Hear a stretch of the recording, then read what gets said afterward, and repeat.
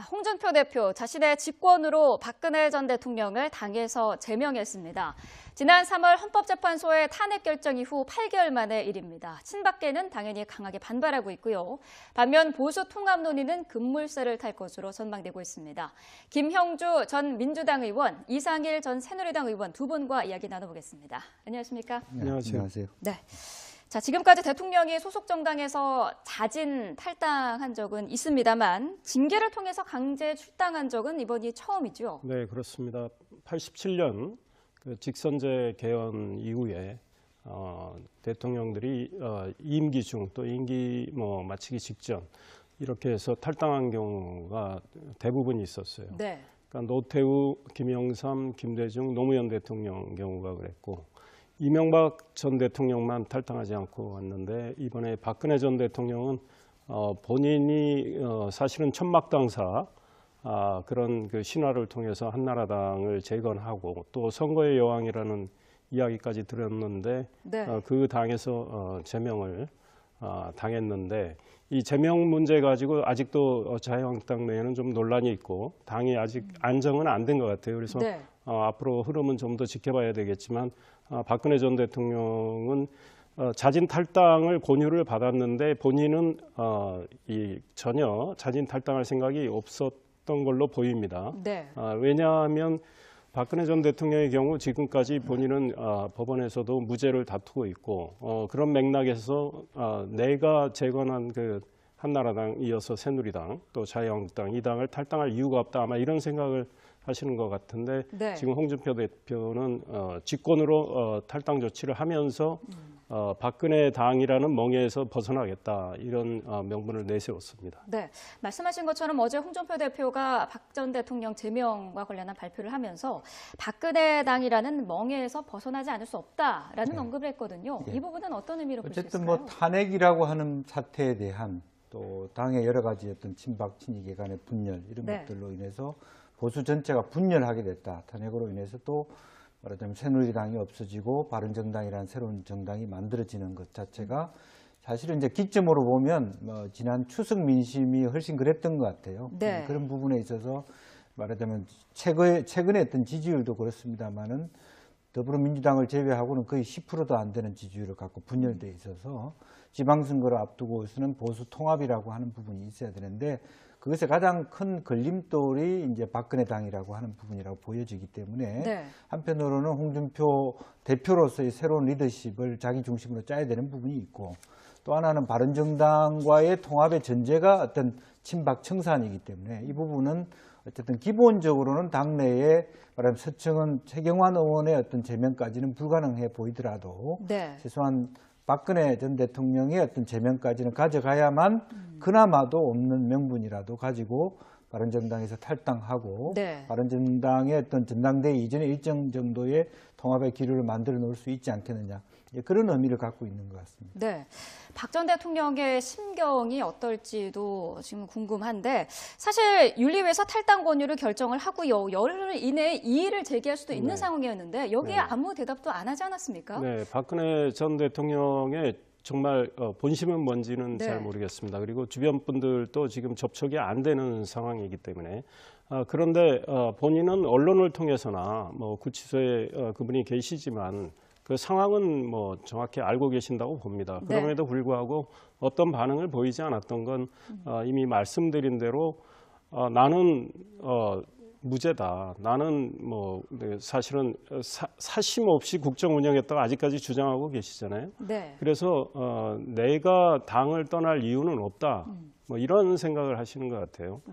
그러나 이제 이런 그분의 마음이 그렇다고 한다면 국민들이 바라보는 시각하고는 좀 많은 차이가 있고 지금 바른정당의 사실은 통합파 의원들 뭐 8명에서 10명쯤 되는 그분들의 합류가 목적인 것 같아요. 이번에 홍준표 대표의 조치는. 그리고 내년 지방선거를 통해서 좀 자유한국당의 덩치를 좀 키우겠다. 이런 맥락에서 지금 이런 일을 하는 것 같은데 저는 이것이 박근혜 전 대통령 제명을 했다 손 치더라도 이게 과연 혁신이냐. 저는 이런 문제 제기를 하고 싶어요. 그러니까 홍준표 대표의 본인의 개혁도 필요한 상황이고 자유한국당이 그러면 박근혜 전 대통령 제명을 해서 많이 달라진 모습으로 과연 나올 거냐에 대한 문제가 있거든요. 네. 지금 홍준표 전 대표의 경우는 대선 때 박근혜 전 대통령 출당 문제가 있었을 때 그건 사람의 도리가 아니다. 네. 등에 칼을 꽂으라는 말이냐 이런 말씀도 하셨어요. 그리고 이미 징계를 받았던 지금 서청원, 최경환, 윤상현 의원 이 세 분에 대한 징계도 홍준표 대표가 주장을 해서 풀었단 말이죠. 네. 그런데 지금 내년 선거를 앞두고 바른정당이 의원 일부를 흡수하기 위해서 이런 조치를 하는 것도 사실은 좀 앞뒤에 안 맞고 홍준표 대표가 대선 과정이나 지금까지 보여줬던 어떤 언행의 품격의 문제 그것들이 과연 국민들이 어떻게 보느냐 이런 시각이 있습니다. 그래서 이분의 그런 행동을 보고 과연 혁신이냐 이런 네. 문제 제기를 충분히 할 수 있다 이런 생각이고요. 그래서 네. 자유한국당이 정말로 더 달라져야 된다. 그러니까 지금 뭐 박근혜 전 대통령 제명을 통해서 박근혜 당이라는 멍해를 벗었다는 이 정도로 해서 국민의 신뢰를 얻을 수 있다고 생각한다면 저는 큰 오산이다. 그리고 지금 두 분 의원에 대한 문제는 어물쩍 지금 넘기는 형국입니다. 네. 이거는 정우택 원내대표한테 맡기는 일이다. 내가 어찌할 수 없다는 정도로 해서 지금 뭐 어떻게 될지 지금 잘 모르는 불분명한 상황이 돼버렸는데 네. 그거는 홍준표 대표가 본인이 주장했던 거하고도 지금 처신이 좀 안 맞고 성완종 돌아가신 그분에 대한 성완종 씨의 그 10억 문제, 1억 문제 있지 않습니까? 이것도 지금 대법원 재판에 계류 중인데 이 문제와 관련해서 서청원 의원이 사실은 문제 제기를 좀 했지 않습니까? 그런 맥락에서 홍준표 대표가 적당히 지금 타협점을 찾아가지고 네. 두루뭉술 이거 뭐 뭉개고 가는 거 아니냐 이런 지적도 나오는 상황이에요. 그래서 네. 자유한국당이 정말 혁신됐다고는 보지를 않습니다. 개인적으로 그렇습니다. 네. 자, 예상은 했습니다만은 친박계 의원들 강하게 반발하고 있습니다. 친박계 김태형 의원이 어제 기자간담회를 자처했는데요. 이야기 들어보겠습니다. 만일 홍준표 대표 독단으로 결정한다면 이 결정은 당원 당규를 위반한 결정으로 무효입니다. 앞으로 법적 정치적 책임을 묻는 등 강력히 대응해 나갈 것입니다. 네, 법적 정치적 책임을 묻는 등 강력히 대응할 것이다라고 했는데요. 이 문제가 법적인 문제로까지 이어질 수 있을까요? 이제 문제의 발단은 사실은 윤리위원회 규정, 당헌 당규에 의하면은 사실은 10일 이상 자기 스스로 의견을 내지 않으면 네. 자동으로 출당된다 이렇게 볼 수 있는데 네. 제명의 경우에는 또 당내 당규를 보면 최고위원회 의결을 거쳐야 된다.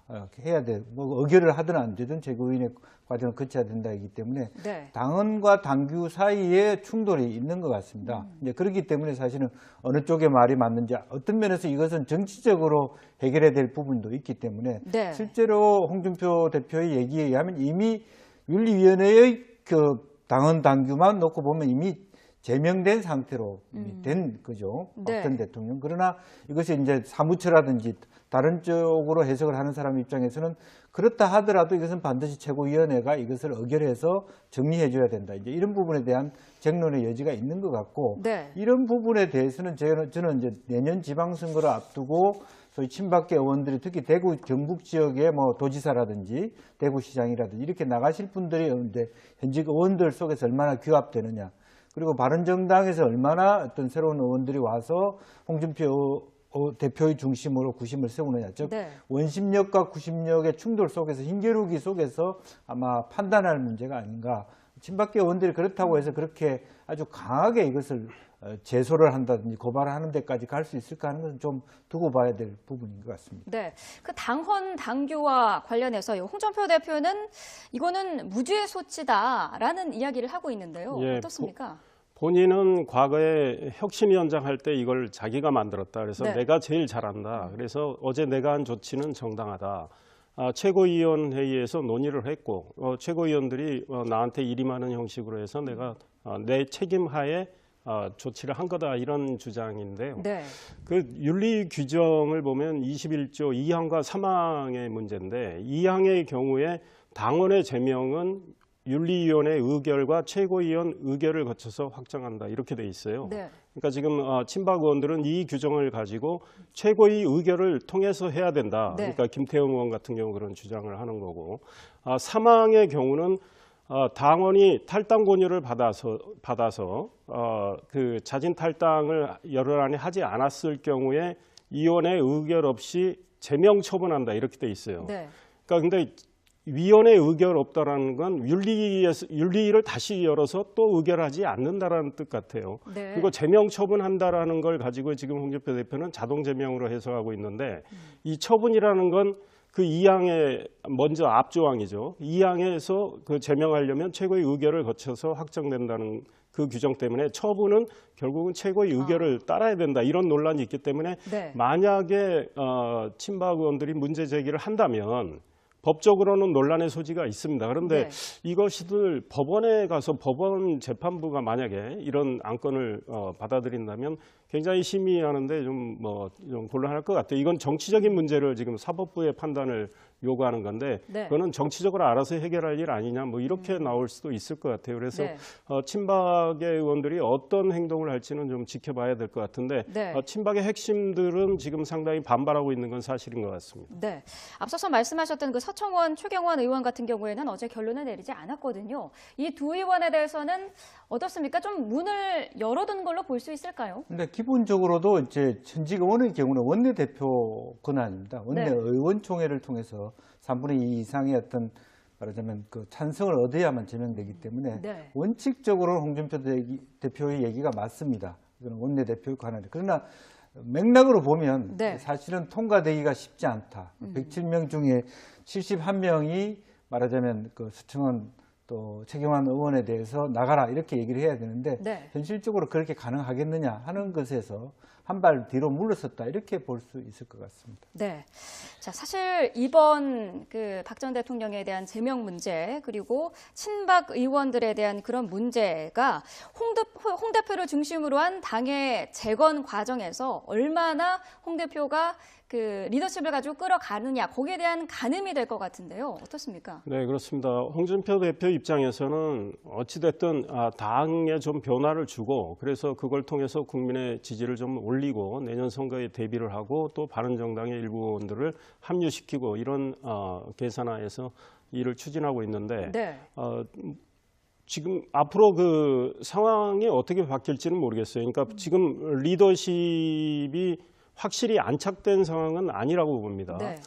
특히 대법원에서 지금 심의하고 있는 이 홍준표 대표의 성완종 씨 그 1억 문제 이거가 어떤 판단이 나올지는 언제 어떻게 나올지는 모르겠지만 이거하고도 또 연계가 돼 있어서 만약에 대법원에서 유죄 취지로 고법으로 돌려보낼 경우에는 홍준표 대표 리더십은 그때 확 무너질 수도 있어요. 네. 그때는 또 홍준표 대표 제명론이 나올 수도 있는 상황이에요. 네. 그러나 뭐 또 무죄가 나온다면 상황은 달라질 거고 다만 지금 두 분 친박 의원에 대한 그 소위 제명 처분은 쉽지 않아 보입니다. 정우택 원내대표는 의총을 열 생각이 없고 의총을 만약에 열어도 107명의 의원의 3분의 2 찬성을 받아낼 가능성이 있는지에 대해서 회의적이고 네. 그래서 홍준표 대표는 그거를 정우택 원내대표 소관이다. 내 손은 떠났다. 이렇게 해서 일단은 좀 이월하는 넘기는 이런 생각을 하고 있는 것 같고 네. 12월에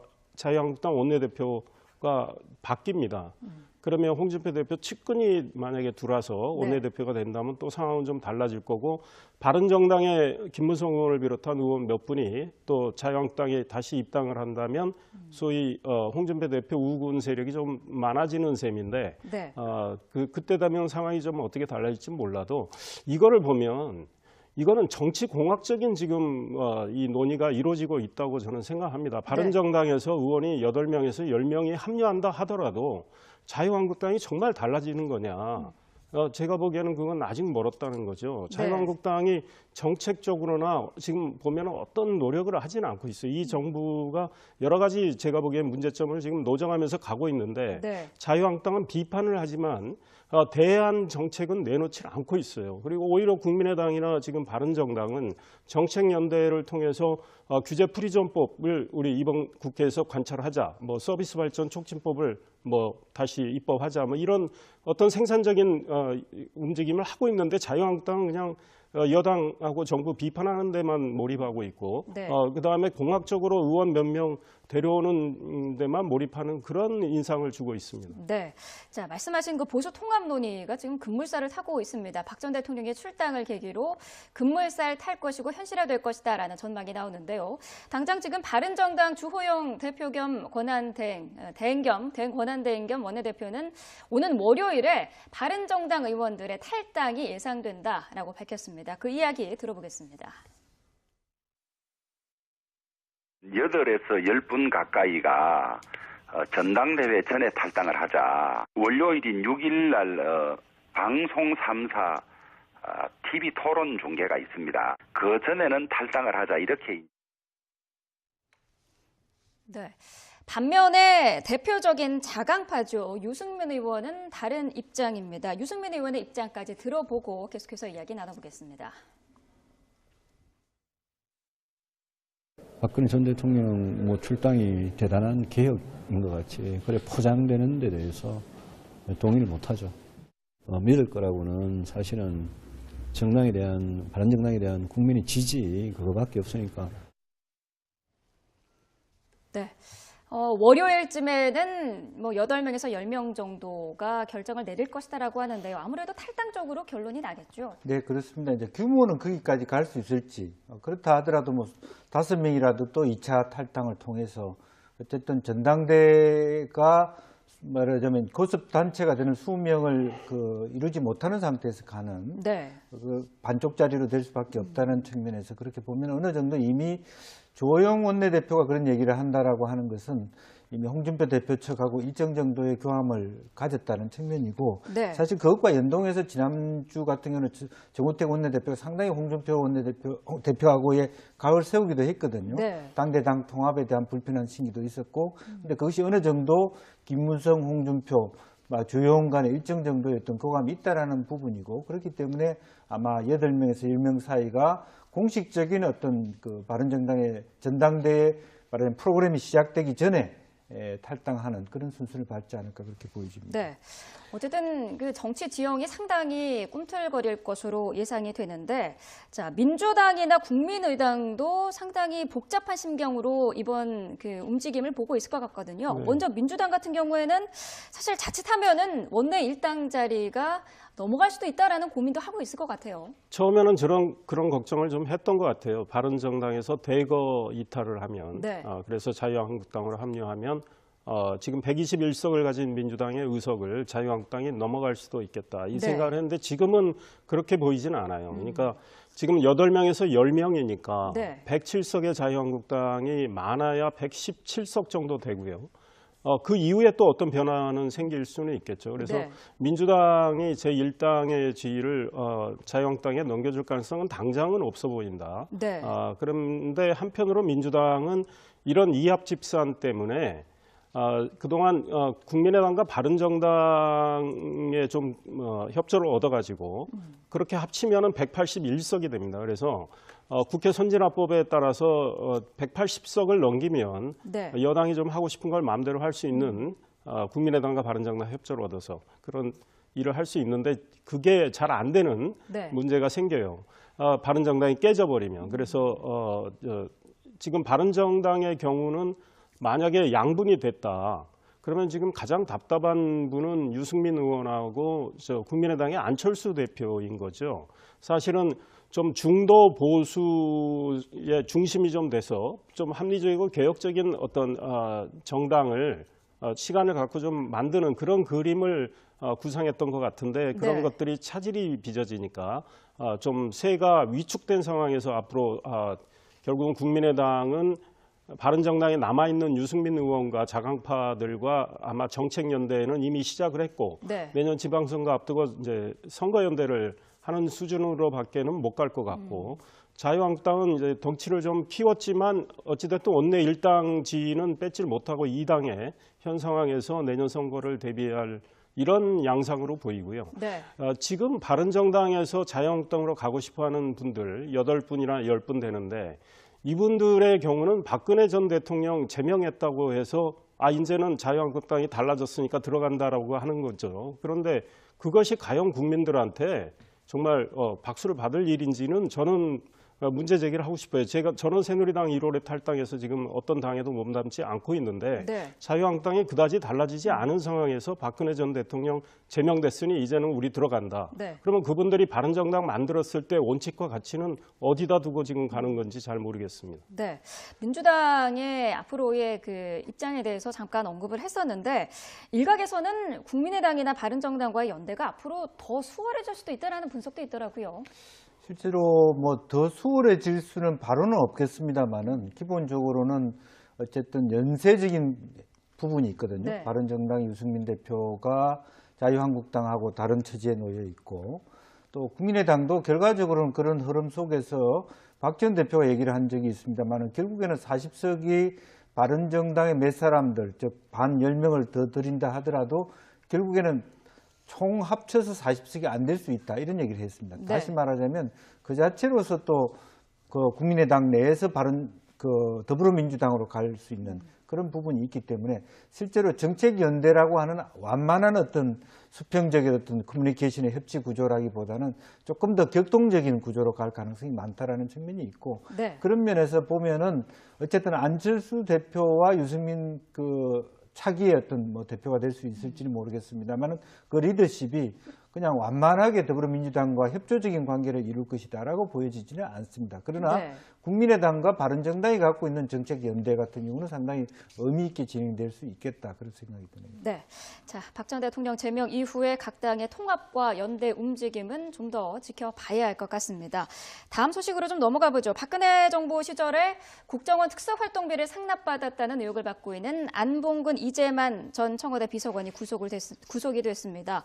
돈의 용처에 대한 이야기가 나오고 있는데 이재만 전 비서관 같은 경우에는 돈은 받았는데 그 돈이 어디에 쓰여졌는지는 모르겠다라고 밝혔거든요. 네, 그러니까 어떻게 볼 수 있어요? 대통령의 지시로 돈을 받아왔고 네.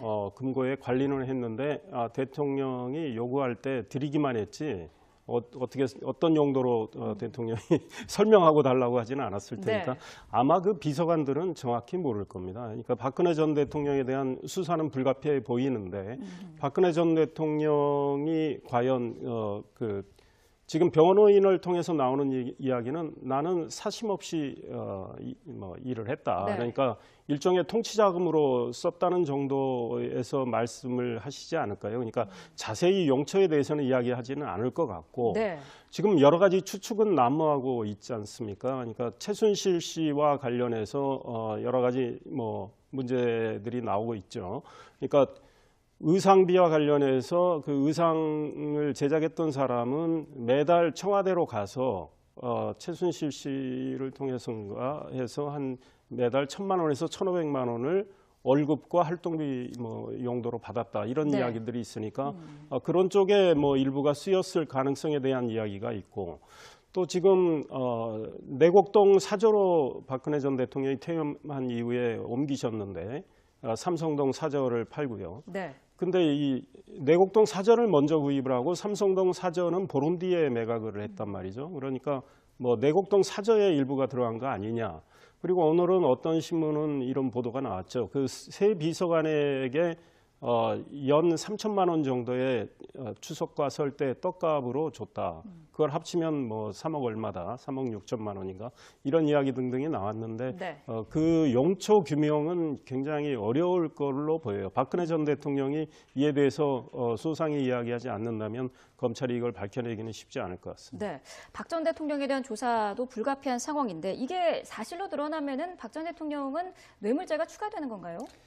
실제로 그런 부분도 이제 따져봐야 되겠죠. 따져봐야 되는데 기본적으로 이재만 총무비서관 같은 경우는 박 전 대통령한테 줬다 그러니까 일단은 그것이 이제 그 국가정보원법에 대한 위반인지 또 뇌물로 볼 수 있는 대가성을 볼 수 있는 것인지 아니면 어떤 여러 가지 공무원법 위반인지 그런 부분은 법 조항은 별도입니다만 어쨌든 이재만 총무비서관의 입에서 네.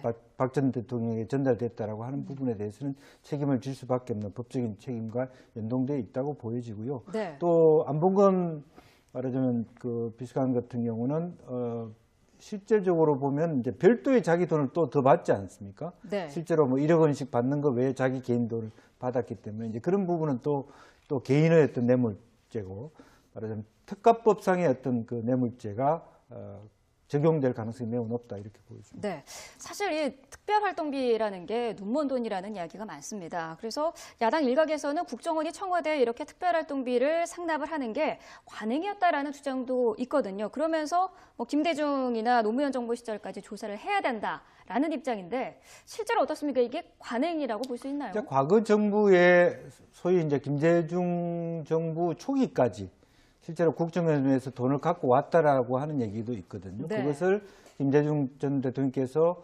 돌려보냈다 이런 얘기가 있었고요. 노무현 대통령 때는 사실은 뭐 우리 정무수석을 했던 유인태 전 의원 같은 경우는 돈이 너무 없어가지고 이제 그야말로 국정원이 보고부터 안 받았기 때문에 아마 네. 김대중 노무현 대통령 시절 또 이명박 대통령 시절까지는 거의 이렇게 관행적으로 해왔던 부분을 사실은 이게 잘라냈던 것 같아요.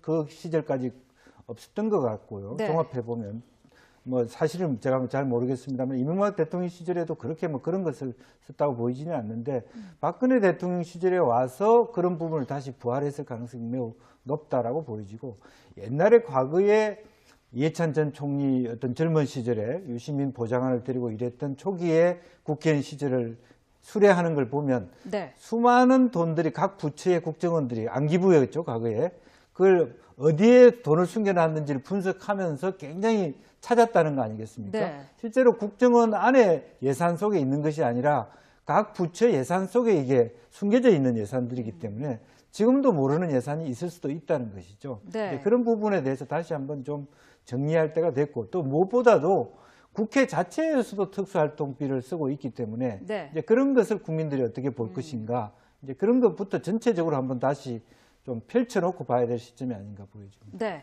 자, 이런 가운데 또 추명호 전 국정원 국장도 구속이 됐습니다. 그러면서 추정국장으로부터 여러 가지 비선 보고를 받은 것으로 알려진 우병우 전 수석에 대한 조사도 불가피하지 않을까요? 네, 그렇습니다. 그 추명호 전 국장이 처음에 영장실질심사 이후에 영장이 기각됐지 네. 않습니까? 그래서 검찰이 지금 추가 조사를 통해서 결국은 다시 구속영장을 청구하고 또 발부가 됐는데 그 추가 혐의라는 것이 결국은 우병우 전 민정수석과 관련된 것이고 우병우 전 민정수석과 이 소위 넥슨 또 그 검사장 한 분이 있었죠. 가까운 분들.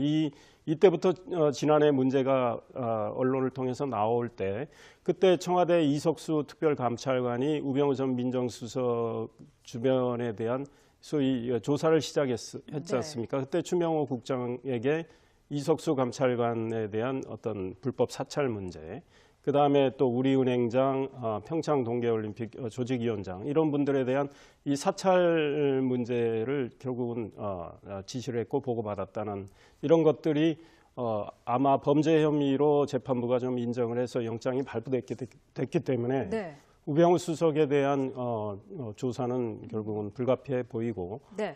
상당히 지금 검찰이 추가 조사를 통해서 혐의점을 발견한 것 같아요. 네. 그러니까 우병우 전 수석도 상당히 어려운 상황에 처할 것 같고 이 국정원 특수활동비와 관련해서 과거 정부는 안 했다고 보기는 어려울 것 같아요. 그러니까 네. 국정원 관계자들의 증언에 따르면 매월 초에 청와대를 한 바퀴 돌았다는 그런 증언도 많이 나와 있고 김대중 정부 시절에 임동원 신건 국정원장이 이 김대중 전 대통령 차남에게 돈을 준 것 3,500만 원 정도도 그 국정원 특수활동비에서 나온 거 아니냐라는 그때 그 당시에 문제 제기가 있었고 그때의 소위 동교동 실세들이 썼던 수표도 국정원 수표였다는 것들이 지금 나와 있고, 노무현 전 대통령의 경우도 김만복 전 국정원장이죠. 당시 국정원장에 대해서는 이분이 그랬을 가능성이 있다라는 주장이 나오고 있는 상황이거든요.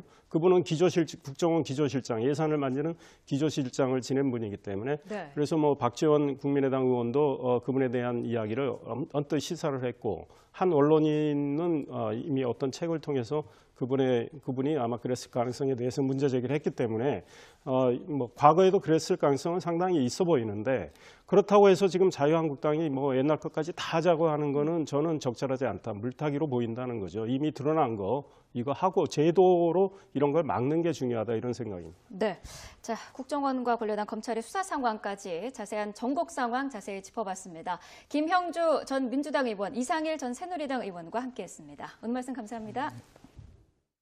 하는 데까지 갈 수 있을까 하는 건 좀 두고 봐야 될 부분인 것 같습니다. 네, 그 당헌 당규와 관련해서 홍준표 대표는 이거는 무죄 소치다라는 이야기를 하고 있는데요. 예, 어떻습니까? 본인은 과거에 혁신위원장 할 때 이걸 자기가 만들었다. 그래서 네. 내가 제일 잘한다. 그래서 어제 내가 한 조치는 정당하다. 최고위원회의에서 논의를 했고, 최고위원들이 나한테 일임하는 형식으로 해서 내가 내 책임하에 조치를 한 거다, 이런 주장인데요. 네.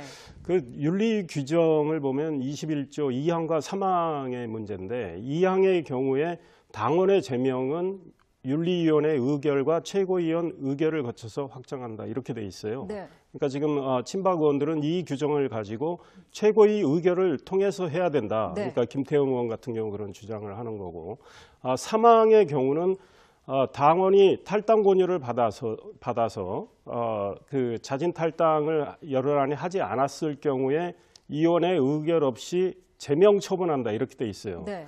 그러니까 근데 위원회 의결 없다라는 건 윤리위를 다시 열어서 또 의결하지 않는다라는 뜻 같아요. 네. 그리고 제명 처분한다라는 걸 가지고 지금 홍준표 대표는 자동 제명으로 해석하고 있는데, 이 처분이라는 건 그 2항의 먼저 앞조항이죠. 2항에서 그 제명하려면 최고의 의결을 거쳐서 확정된다는 그 규정 때문에 처분은 결국은 최고의 의결을 따라야 된다, 이런 논란이 있기 때문에 네. 만약에 친박 의원들이 문제 제기를 한다면 법적으로는 논란의 소지가 있습니다. 그런데 네. 이것을 법원에 가서 법원 재판부가 만약에 이런 안건을 받아들인다면 굉장히 심의하는데 좀 곤란할 것 같아요. 이건 정치적인 문제를 지금 사법부의 판단을 요구하는 건데, 네. 그거는 정치적으로 알아서 해결할 일 아니냐, 뭐 이렇게 나올 수도 있을 것 같아요. 그래서 네. 친박의 의원들이 어떤 행동을 할지는 좀 지켜봐야 될 것 같은데, 네. 친박의 핵심들은 지금 상당히 반발하고 있는 건 사실인 것 같습니다. 네. 앞서서 말씀하셨던 그 서청원, 최경원 의원 같은 경우에는 어제 결론을 내리지 않았거든요. 이 두 의원에 대해서는 어떻습니까? 좀 문을 열어둔 걸로 볼 수 있을까요? 근데 기본적으로도 이제 홍준표 대표 자신의 직권으로 박근혜 전 대통령을 당에서 제명했습니다. 지난 3월 헌법재판소의 탄핵 결정 이후 8개월 만의 일입니다. 친박계는 당연히 강하게 반발하고 있고요. 반면 보수 통합 논의는 급물살을 탈 것으로 전망되고 있습니다. 김형주 전 민주당 의원, 이상일 전 새누리당 의원 두 분과 이야기 나눠보겠습니다. 안녕하십니까? 안녕하세요. 네. 자, 지금까지 대통령이 소속 정당에서 자진 탈당한 적은 있습니다만 징계를 통해서 강제 출당한 적은 이번이 처음이죠. 네, 그렇습니다. 87년 그 직선제 개헌 이후에 대통령들이 임기 중 또 임기 마치기 직전 이렇게 해서 탈당한 경우가 대부분 있었어요. 네. 그러니까 노태우, 김영삼, 김대중, 노무현 대통령 경우가 그랬고, 이명박 전 대통령만 탈당하지 않고 왔는데, 이번에 박근혜 전 대통령은 본인이 사실은 천막당사 그런 그 신화를 통해서 한나라당을 재건하고 또 선거의 여왕이라는 이야기까지 들었는데, 네. 그 당에서 제명을 당했는데, 이 제명 문제 가지고 아직도 자유한국당 내에는 좀 논란이 있고 당이 아직 안정은 안 된 것 같아요. 그래서 네. 앞으로 흐름은 좀 더 지켜봐야 되겠지만, 박근혜 전 대통령은 자진 탈당을 권유를 받았는데 본인은 전혀 자진 탈당할 생각이 없었던 걸로 보입니다. 네. 왜냐하면 박근혜 전 대통령의 경우 지금까지 본인은 법원에서도 무죄를 다투고 있고 그런 맥락에서 내가 재건한 그 한나라당 이어서 새누리당 또 자유한국당 이 당을 탈당할 이유가 없다 아마 이런 생각을 하시는 것 같은데 네. 지금 홍준표 대표는 직권으로 탈당 조치를 하면서 박근혜 당이라는 멍에에서 벗어나겠다 이런 명분을 내세웠습니다. 네, 말씀하신 것처럼 어제 홍준표 대표가 박 전 대통령 제명과 관련한 발표를 하면서 박근혜 당이라는 멍에에서 벗어나지 않을 수 없다라는 언급을 했거든요. 이 부분은 어떤 의미로 볼 수 어쨌든 있을까요? 뭐 탄핵이라고 하는 사태에 대한 또 당의 여러 가지 어떤 친박 친이계 간의 분열 이런 네. 것들로 인해서 홍준표 대표가 적당히 지금 타협점을 찾아가지고 네. 두루뭉술 이거 뭐 뭉개고 가는 거 아니냐 이런 지적도 나오는 상황이에요. 그래서 네. 자유한국당이 정말 혁신됐다고는 보지를 않습니다. 개인적으로 그렇습니다. 네, 자 예상은 했습니다만은 친박계 의원들 강하게 반발하고 있습니다. 친박계 김태형 의원이 어제 기자간담회를 자처했는데요. 이야기 들어보겠습니다. 만일 홍준표 대표 독단으로 결정한다면 이 결정은 당원 당규를 위반한 결정으로 무효입니다. 앞으로 법적 정치적 책임을 묻는 등 강력히 대응해 나갈 것입니다. 네, 법적 정치적 책임을 묻는 등 강력히 대응할 것이다라고 했는데요. 이 문제가 법적인 문제로까지 이어질 수 있을까요? 이제 문제의 발단은 사실은 윤리위원회 규정 당헌 당규에 의하면은 사실은 10일 이상 자기 스스로 의견을 내지 않으면 네. 자동으로 출당된다 이렇게 볼 수 있는데 네. 제명의 경우에는 또 당내 당규를 보면 최고위원회 의결을 거쳐야 된다. 해야 돼. 뭐 의결을 하든 안 되든 최고위원회 과정을 거쳐야 된다이기 때문에 네. 당헌과 당규 사이에 충돌이 있는 것 같습니다. 이제 그렇기 때문에 사실은 어느 쪽의 말이 맞는지 어떤 면에서 이것은 정치적으로 해결해야 될 부분도 있기 때문에 네. 실제로 홍준표 대표의 얘기에 의하면 이미 윤리위원회의 그 당헌 당규만 놓고 보면 이미 제명된 상태로 이미 된 거죠. 네. 박 전 대통령. 그러나 이것이 이제 사무처라든지 다른 쪽으로 해석을 하는 사람 입장에서는 그렇다 하더라도 이것은 반드시 최고위원회가 이것을 의결해서 정리해 줘야 된다. 이제 이런 부분에 대한 쟁론의 여지가 있는 것 같고 네. 이런 부분에 대해서는 저는 이제 내년 지방선거를 앞두고 소위 친박계 의원들이 특히 대구 경북 지역의 뭐 도지사라든지 대구시장이라든지 이렇게 나가실 분들이 있는데 현직 의원들 속에서 얼마나 규합되느냐. 그리고 바른정당에서 얼마나 어떤 새로운 의원들이 와서 홍준표 대표의 중심으로 구심을 세우느냐. 즉 네. 원심력과 구심력의 충돌 속에서 힘겨루기 속에서 아마 판단할 문제가 아닌가. 친박계 의원들이 그렇다고 해서 그렇게 아주 강하게 이것을 제소를 한다든지 고발한 전체가 분열하게 됐다. 탄핵으로 인해서 또 말하자면 새누리당이 없어지고 바른정당이라는 새로운 정당이 만들어지는 것 자체가 사실은 이제 기점으로 보면 뭐 지난 추석 민심이 훨씬 그랬던 것 같아요. 네. 그런 부분에 있어서 말하자면 최근에 어떤 지지율도 그렇습니다만은 더불어민주당을 제외하고는 거의 10%도 안 되는 지지율을 갖고 분열돼 있어서 지방선거를 앞두고서는 보수 통합이라고 하는 부분이 있어야 되는데 그것의 가장 큰 걸림돌이 이제 박근혜 당이라고 하는 부분이라고 보여지기 때문에 네. 한편으로는 홍준표 대표로서의 새로운 리더십을 자기 중심으로 짜야 되는 부분이 있고 또 하나는 바른정당과의 통합의 전제가 어떤 친박 청산이기 때문에 이 부분은 어쨌든 기본적으로는 당내에 말하면 서청은 최경환 의원의 어떤 제명까지는 불가능해 보이더라도 네. 최소한 박근혜 전 대통령의 어떤 제명까지는 가져가야만 그나마도 없는 명분이라도 가지고 바른정당에서 탈당하고 네. 바른정당의 어떤 전당대회 이전에 일정 정도의 통합의 기류를 만들어 놓을 수 있지 않겠느냐. 그런 의미를 갖고 있는 것 같습니다. 네, 박 전 대통령의 심경이 어떨지도 지금 궁금한데 사실 윤리위에서 탈당 권유를 결정을 하고요. 열흘 이내에 이의를 제기할 수도 있는 네. 상황이었는데 여기에 네. 아무 대답도 안 하지 않았습니까? 네, 박근혜 전 대통령의 정말 본심은 뭔지는 네. 잘 모르겠습니다. 그리고 주변 분들도 지금 접촉이 안 되는 상황이기 때문에 그런데 본인은 언론을 통해서나 뭐 구치소에 그분이 계시지만 그 상황은 뭐 정확히 알고 계신다고 봅니다. 네. 그럼에도 불구하고 어떤 반응을 보이지 않았던 건 이미 말씀드린 대로 나는 무죄다. 나는 뭐 사실은 사심 없이 국정 운영했다가 아직까지 주장하고 계시잖아요. 네. 그래서 내가 당을 떠날 이유는 없다. 뭐 이런 생각을 하시는 것 같아요. 네. 그러나 이제 이런 그분의 마음이 그렇다고 한다면 국민들이 바라보는 시각하고는 좀 많은 차이가 있고 지금 바른정당의 사실은 통합파 의원들 뭐 8명에서 10명쯤 되는 그분들의 합류가 목적인 것 같아요. 이번에 홍준표 대표의 조치는. 네. 그리고 내년 지방선거를 통해서 좀 자유한국당의 덩치를 좀 키우겠다. 이런 맥락에서 지금 이런 일을 하는 것 같은데 네. 저는 이것이 박근혜 전 대통령 제명을 했다 손 치더라도 이게 과연 혁신이냐. 저는 이런 문제 제기를 하고 싶어요. 그러니까 홍준표 대표의 본인의 개혁도 필요한 상황이고 자유한국당이 그러면 박근혜 전 대통령 제명을 해서 많이 달라진 모습으로 과연 나올 거냐에 대한 문제가 있거든요. 네. 지금 홍준표 전 대표의 경우는 대선 때 박근혜 전 대통령 출당 문제가 있었을 때 그건 사람의 도리가 아니다. 네.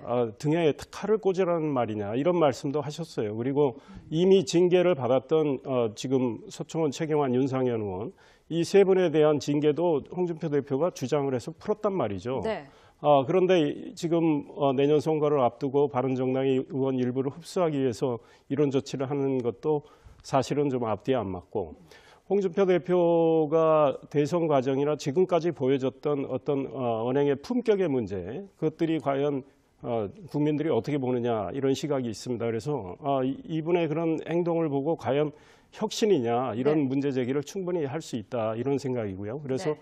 자유한국당이 정말로 더 달라져야 된다. 그러니까 지금 뭐 박근혜 전 대통령 제명을 통해서 박근혜 당이라는 멍해를 벗었다는 이 정도로 해서 국민의 신뢰를 얻을 수 있다고 생각한다면 저는 큰 오산이다.